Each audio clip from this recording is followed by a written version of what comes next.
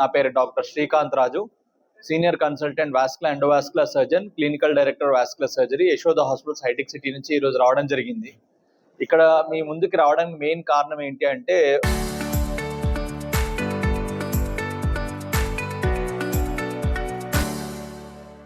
ఒక ముఖ్యమైన వ్యాధి గురించి, దాని లక్షణాల గురించి చెప్పాల్సిన అవసరం చాలా ఎక్కువగా ఉంది.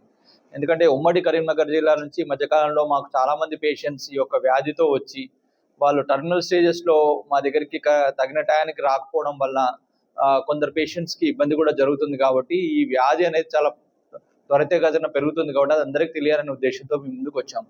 అదేంటి అంటే, డయాబెటీస్తో పాటు ప్యాడ్ అనే వ్యాధి ఎక్కువగా ఫాస్ట్గా సోకుతుంది. ఎందుకు అంటే, మన భారతదేశం అనేది డయాబెటిక్ క్యాపిటల్ ఆఫ్ ఇండియా. అంటే ప్రతి ముగ్గురులో ఒకరికి డయాబెటీస్ సంక్రమిస్తుంది. ఆ డయాబెటీస్ సంక్రమించిన ఆల్మోస్ట్ 30% ఆఫ్ పేషెంట్స్లో ఈ ప్యాడ్ అనే సమస్య వస్తుంది. దాన్నే పెరిఫెరల్ ఆర్టీరియల్ డిసీజ్ అంటాం. ఎలాగైతే గుండెకు మనకు హార్ట్ అటాక్ వస్తే దాన్ని మనం క్యాడ్ అంటాము, సిఏడి అంటే కొరోనరీ ఆర్టరీ డిసీజ్ అంటాము. అదే మాదిరి కాళ్ళలోని రక్తనాళాల్లో కొవ్వు పదార్థాలు, కాల్షియం ఇలాంటివి పేరుకొని అది ఎప్పుడైతే రక్తనాళాలను మూసేస్తుందో దాన్ని మనం పెరిఫెరల్ ఆర్టీరియల్ డిసీజ్ అంటాం.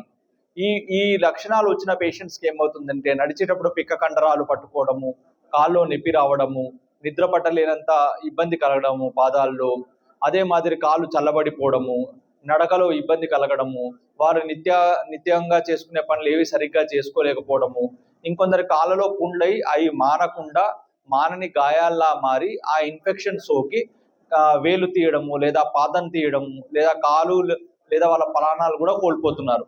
సో ఇలాంటి పేషెంట్స్ మాలాంటి వాస్కులర్ సర్జన్స్ దగ్గరికి త్వరితగతిన రాగలిగితే మేము వాళ్ళకు సింపుల్ టెస్ట్లు అంటే డాప్లర్ టెస్ట్ కానీ, సిటీ యాంజియోగ్రామ్ కానీ చేసి ఆ లెవెల్ ఆఫ్ బ్లాకేజ్ చూసుకొని ఆ బ్లాకేజ్కి తగినట్టు వాళ్ళకు ఎలాగైతే మన గుండెకు బైపాస్ చేస్తామో, ఎలాగైతే గుండెలో స్టంట్ పెడతామో, అలా కాళ్ళలో కూడా చేసి రక్త సరఫరా పెంచడం ద్వారా వారి కాల్ని కాపాడగలుగుతాము, ప్రాణాన్ని కాపాడగలుగుతాము.